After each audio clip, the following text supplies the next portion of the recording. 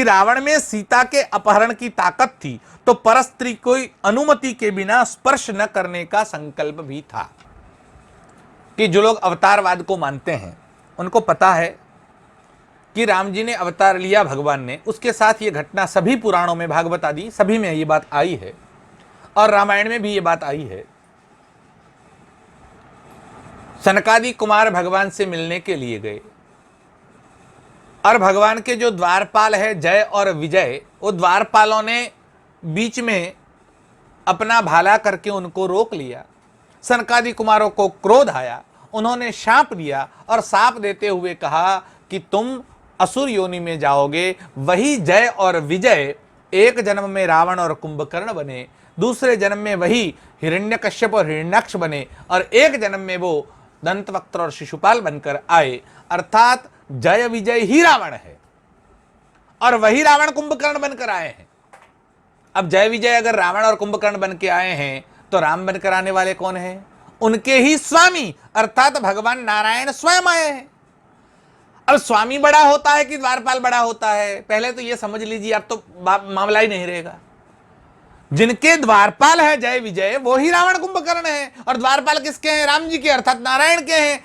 तो द्वारपाल और मालिक के साथ का युद्ध है। तो जो व्यक्ति, अब व्यक्ति में इसलिए बोल रहा हूं कि लोग समझे व्यक्ति, इसलिए, बाकी भगवान को व्यक्ति नहीं कहा जा सकता, लेकिन जो व्यक्ति जिसे आप व्यक्ति के नाम से उल्लेखित करते हैं वो यदि भगवान विष्णु हैं और अपने द्वारपाल जय विजय को रखते हैं और वही द्वारपाल जब सामने आते हैं रावण कुंभकर्ण बनकर, तो बड़ा कौन होगा? द्वारपाल बड़ा होगा या उसका मालिक बड़ा होगा? इतना ही अगर समझ लिया होता तो रावण की चर्चा करने की आवश्यकता नहीं रहती कि वो शक्तिशाली था। जाहिर है शक्तिशाली मालिक होता है। लेकिन जो लोग ये कहते हैं कि रावण सीता हरण भले करके ले आया लेकिन सीता को उसने छेड़ा नहीं, वो कुदृष्टि से नहीं लाया था। किसने कहा कि वो परस्त्री को बिना अनुमति के स्पर्श नहीं करता था, ऐसा पवित्र था? आपने रामायण न पढ़ी हो तभी ये बात बोल सकते हैं। रामायण पढ़ने वाला रावण के विषय में, उसके चारित्र के विषय में ऐसी बात बोल ही नहीं सकता, क्योंकि रावण एक नंबर का चारित्र भ्रष्ट आदमी था। आपको हम प्रमाण देंगे और उस प्रमाण को आप अपने घर ढूंढ लीजिए और न मिले तो हमको बताइए। हम आपको पीडीएफ फाइल चाहिए तो, फोटो चाहिए तो, कॉपी चाहिए तो, रेफरेंस चाहिए, सब भेज देंगे आपको। थोड़े से प्रमाण की चर्चा हम करते हैं।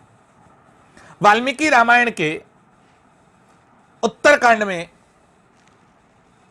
24वां सर्ग आप खोलिए और 24वें सर्ग का 10वां श्लोक पढ़िए। क्या लिखते हैं भगवान वाल्मीकि?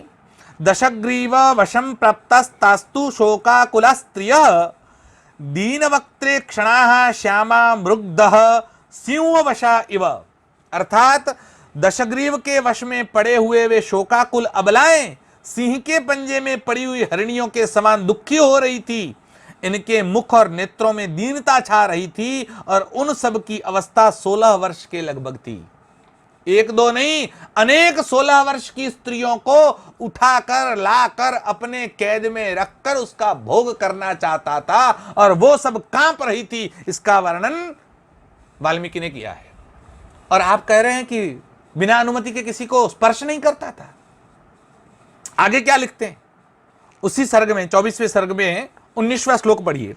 सर्वथा सदृशस्तावत् विक्रमो अस्य दुरात्मनः इदम त्वसदृशम कर्म परदारा विमर्शनम।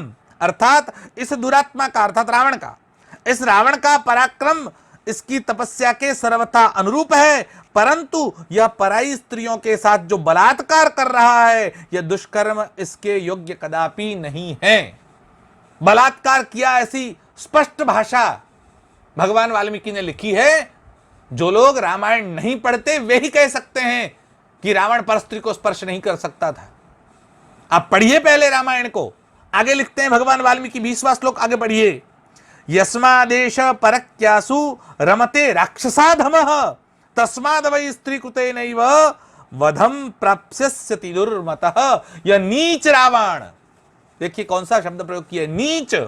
ये नीच रावण निशाचर पराई स्त्रियों के साथ रमण करता है, इसलिए स्त्री के कारण ही इस दुर्बुद्धि राक्षस का वध होगा।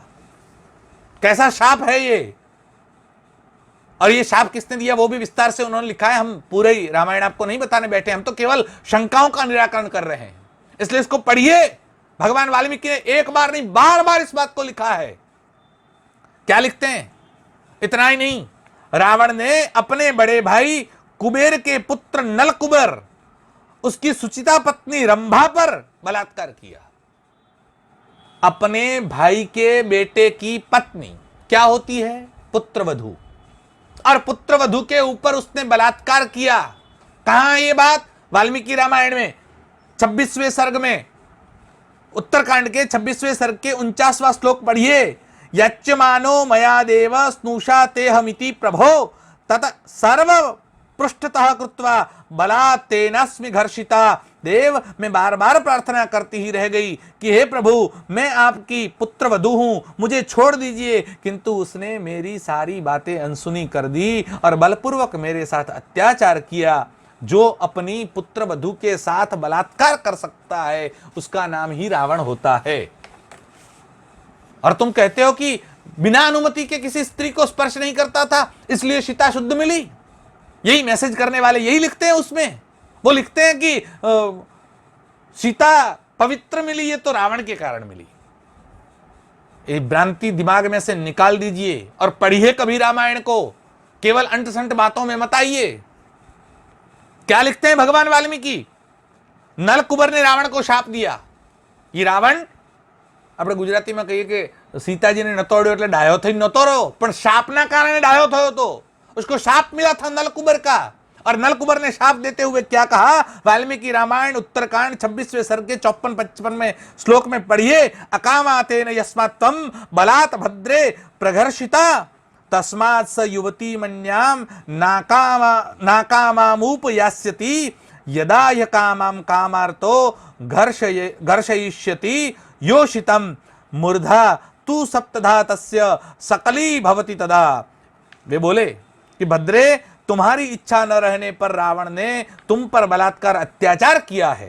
तुम्हारी इच्छा नहीं थी, इच्छा होती तो अलग बात थी, लेकिन बिना इच्छा के तुम्हारे ऊपर रावण ने बलात्कार किया है। यदि वह काम पीड़ित होकर उसे न चाहने वाली युवती पर बलात्कार करेगा तो तत्काल उसके मस्तक के 7 टुकड़े हो जाएंगे।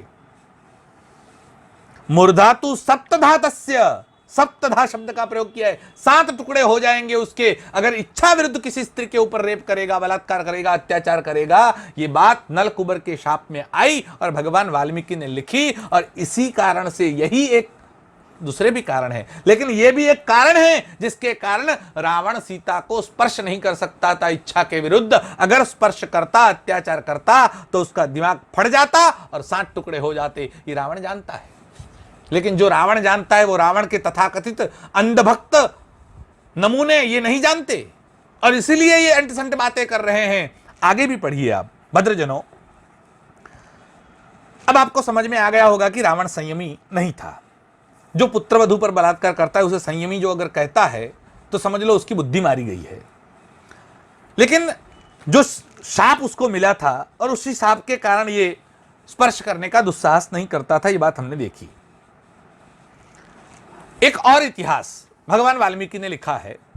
वेदवती नाम की एक ब्राह्मण कन्या थी, और ये वेदवती, उसके पिता की इच्छा थी कि भगवान विष्णु के साथ उसका विवाह हो, और विष्णु की प्राप्ति के लिए वेदवती तप कर रही थी, और तप के कारण बहुत क्षीण हो गई थी।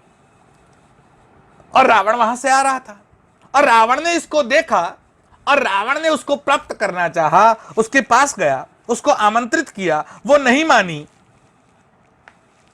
और जब नहीं मानी तब वेदवती के केश पकड़कर घसीटना चाहा, और उसके बाल पकड़कर, केश पास पकड़कर घसीटकर रावण जब अत्याचार करने लगा तब वेदवती ने अपने ही हाथ को तलवार बनाकर उससे अपने केश काटकर, उसके आधे केस रावण के हाथ में रह गए, वो हाथ में से निकल गई, और काटकर उसने रावण को शाप दिया। और शाप देते हुए वेदवती बोली है, गर्षिता यस्य अनार्य न में जीवितमिष्यते रक्षस्तस्माद् प्रवेक्ष्यामि पश्यतस्ते हुताशनम नहीं शक्यः स्त्रिया हन्तुं पुरुषः पाप निश्चयः शापे त्वयि मयोत्सृष्टे तपसश्च व्ययो भवेत् यदि त्वस्ति मया किंचित कृतं दत्तम हुतम तथा तस्मात् त्वयोनिजा साध्वीं भवेद्यम धर्मिणा सुतः। वाल्मीकि रामायण के उत्तरकांड के 17वें सर्ग के 31, 32 और 33वें श्लोक में क्या कहती है वेदवती? तुझ पापात्मा ने इस वन में मेरा अपमान किया है, इसलिए मैं तेरे वध के लिए फिर उत्पन्न होऊंगी।